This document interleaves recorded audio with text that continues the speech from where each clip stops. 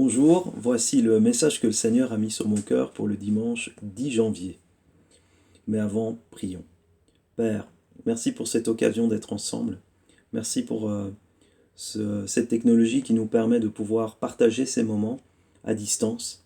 Merci de pouvoir conduire cette parole qui va pouvoir être partagée, qu'elle puisse apporter vie, joie et paix à ceux qui vont l'entendre. Merci Seigneur de continuer de nous garder pendant ces moments, d'être celui qui veille sur nous chaque jour, d'être notre bon berger. Et merci parce que à travers ces moments que nous avons vécus en 2020, tu nous permets aujourd'hui en 2021 d'être là, d'être vivant et de pouvoir continuer Seigneur de marcher à ta suite sur cette terre et de pouvoir accomplir ta volonté. Dans le nom de Jésus, Amen. Alors cela fait 1 an que nous entendons parler du coronavirus. Tout cela est historique et marquera l'histoire avec un grand H. Le monde entier a été touché par cette pandémie. Mais ce coronavirus n'a pas juste marqué l'histoire, il a aussi influencé notre histoire à chacun. Notre vie a changé depuis 1 an. Nous ne voyons plus certaines personnes. Nos habitudes ont dû être adaptées. Chacun a vu sa vie évoluer d'une manière ou d'une autre, avec plus ou moins de variations en fonction de notre vie d'avant. Un dernier endroit qui a été impacté, c'est notre quotidien. En effet, les gestes barrières, la distanciation sociale, les masques et autres changements sont venus modifier nos habitudes de tous les jours. Même de nouveaux mots ont été rajoutés au dictionnaire à cause de tout ce que nous avons vécu. Nous voyons comme cette situation influence notre vie aujourd'hui et comment nous ne pourrons probablement plus retrouver notre vie d'avant. Mais savez-vous qu'il y a un autre événement qui a changé l'histoire, notre histoire et nos quotidiens? C'est la venue de Jésus-Christ sur la terre. Le monde n'a plus été le même après le passage de Jésus.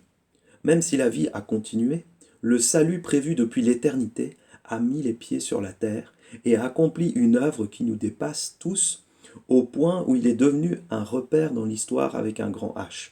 Nous calculons les années à partir de sa venue. Toute l'histoire tourne autour de lui. Avant Jésus-Christ, après Jésus-Christ. Mais nous savons aussi que sa venue n'a pas juste changé l'histoire de manière générale. Mais s'il est venu, c'est aussi pour changer notre histoire à nous, nous sauver, nous offrir une autre vie, la vie éternelle, nous réconcilier avec le Père. Nous étions confinés loin du Père, enfermés dans notre péché, et il a apporté une solution pour sortir de l'obscurité. Et cette nouvelle vie se concrétise par de nouvelles habitudes au quotidien qui changent notre quotidien. Nous abandonnons certaines habitudes, nous en prenons d'autres, nous rencontrons de nouvelles personnes, et si nous avons pu nous rencontrer un jour et vivre ce que nous avons vécu jusqu'à aujourd'hui, c'est parce que Jésus est venu. Nous serions-nous connus sans Jésus? Et j'aimerais aller plus loin. Dans cette période où nous nous entrons dans une nouvelle année, c'est souvent l'occasion de faire le point, le bilan. J'aimerais donc vous laisser cette question. Qu'est-ce que la venue de Jésus sur terre a changé dans votre vie et change dans votre quotidien? Prenez le temps d'y réfléchir pendant cette semaine. Qu'est-ce que la venue de Jésus a changé pour moi sur cette terre? Et comment mon quotidien a été influencé par cette venue? Probablement en ce moment, vous feriez autre chose, que ce soit le culte que nous avons vécu ou que ce soit le fait d'écouter cette vidéo. Ce ne ferait peut-être pas partie de votre intérêt. Nous ne nous rendons pas toujours compte de l'impact qu'a eu cette venue sur nos vies. Et il est parfois bon de pouvoir faire le point, car ce sont là tous des sujets de louange et de témoignage, car tout ce que Jésus change dans nos vies est un témoignage. Mais alors que Jésus est venu et a changé beaucoup de choses au niveau de l'histoire, de notre histoire et même dans notre quotidien, nous voyons aujourd'hui que le coronavirus a aussi eu un impact sur notre histoire, nos histoires et notre quotidien. Cependant, j'aimerais vous encourager aujourd'hui à continuer à garder les regards vers celui qui a créé l'histoire, qui écrit l'histoire et qui peut tourner la page à tout moment. En effet, Dieu reste l'auteur, quoi qu'il arrive. Il est celui qui a le scénario en main. Il est celui qui veille par son esprit à ce que l'histoire sur terre se déroule selon les plans du ciel et que là où le péché a perturbé l'histoire, il a envoyé son Fils son propre Fils unique, pour restaurer l'histoire. Car au final, cette histoire de l'humanité nous parle de l'histoire de Dieu, de sa propre gloire, et que tout ce qui s'y passe y contribue, le juste comme le méchant. Mais donc souvenons-nous que Dieu peut laisser les plans des hommes se faire, mais quand il le décide, il peut y mettre un terme et changer le cours de l'histoire. Pensons à Babel ou à l'esclavage du peuple en Égypte. Et j'aimerais prendre avec vous un texte dans Apocalypse 18 qui nous parle d'une ville, la Grande Babylone, qui va voir son histoire changer très rapidement. Et j'aimerais pas forcément interpréter, parce qu'on est dans l'Apocalypse, mais plutôt voir l'action de Dieu dans cette histoire. Nous sommes dans Apocalypse 18, les versets 7 à 10. Il est question donc de la Grande Babylone. Autant elle s'est glorifiée et plongée dans le luxe, autant donnez-lui de tourments et de deuil, parce qu'elle dit en son cœur, je suis assise en reine, je ne suis point veuve et je ne verrai point de deuil. À cause de cela, en un même jour, ces fléaux arriveront, la mort, le deuil et la famine, et elle sera consumée par le feu, car il est puissant le Seigneur, Dieu qui l'a jugée. Et tous les rois de la terre qui se sont livrés avec elle à l'impudicité et au luxe pleureront et se lamenteront à cause d'elle quand ils verront la fumée de son embrasement. Se tenant éloignés dans la crainte de son tourment, ils diront « Malheur, malheur, la grande ville, Babylone, la ville puissante, en une seule heure est venu ton jugement. » En une seule heure est venu ton jugement. Cela nous montre que Dieu est au contrôle de toute l'histoire et soudainement, tout peut basculer.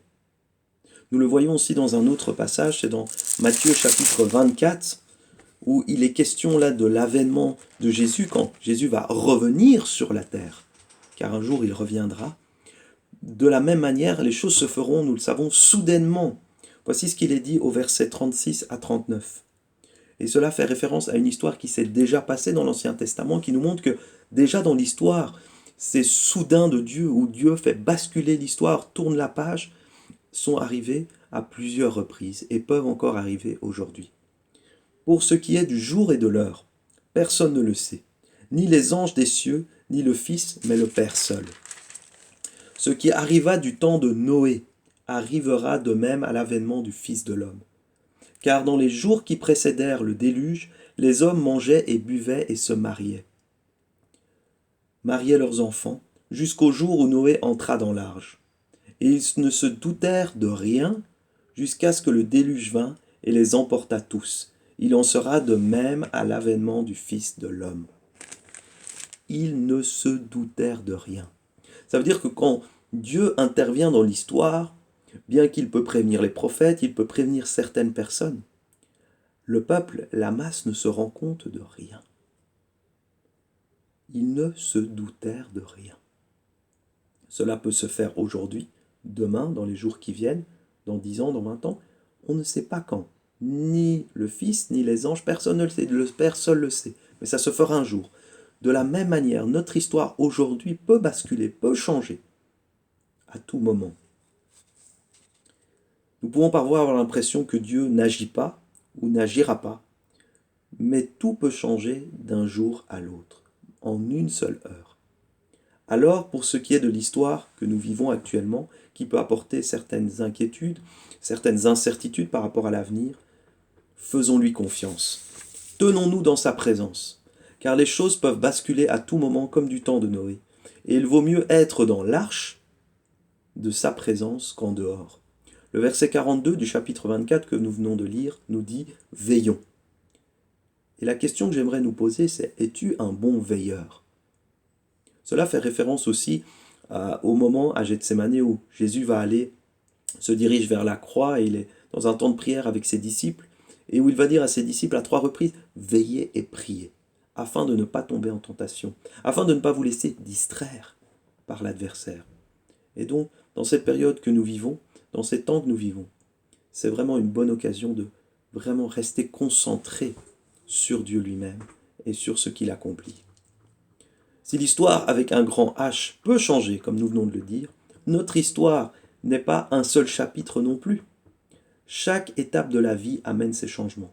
Une rencontre, une naissance, un décès, une réussite, un échec. La vie est parsemée de changements, mais il y a aussi les changements que Dieu peut amener lorsque nous lui faisons confiance. J'aimerais donc vous encourager que peu importe la situation que vous vivez, Dieu est celui qui peut faire la différence dans cette situation. Dieu ne répond pas tout de suite, mais Dieu connaît le jour et l'heure du changement, de la solution. Il est celui qui guérit, il est celui qui restaure les relations, il est celui qui pardonne, qui donne la paix, qui donne la sagesse. Et nous pourrions ajouter à cette liste bon nombre de qualités de Dieu, car au final, il est tout, et nous pouvons tout par celui qui nous fortifie. Ce qui veut dire que s'il nous manque même quelque chose, nous pouvons lui demander et il nous l'accordera. Pour finir, il est aussi celui qui change notre quotidien, dans une période où chaque jour, tout peut sembler pareil. Dieu renouvelle ses bontés chaque matin. Il fait aussi de chaque jour un jour différent, un jour unique. Aujourd'hui, ce 10 janvier 2021 n'a jamais eu lieu. C'est la première fois que le 10 du 1 2021 existe. C'est un jour historique. Quoi qu'il s'y passe, c'est un jour nouveau, avec des nouvelles opportunités, avec des choses qui vont se passer. On n'est pas habillé comme hier, et on ne va pas manger la même chose que hier. Même si on mange les restes, on va les réchauffer, ils n'auront pas le même goût que hier, parce qu'on est dans une nouvelle journée. Soyons conscients que Dieu offre quelque chose de nouveau, et donc chaque jour est un changement. Chaque jour peut amener des changements.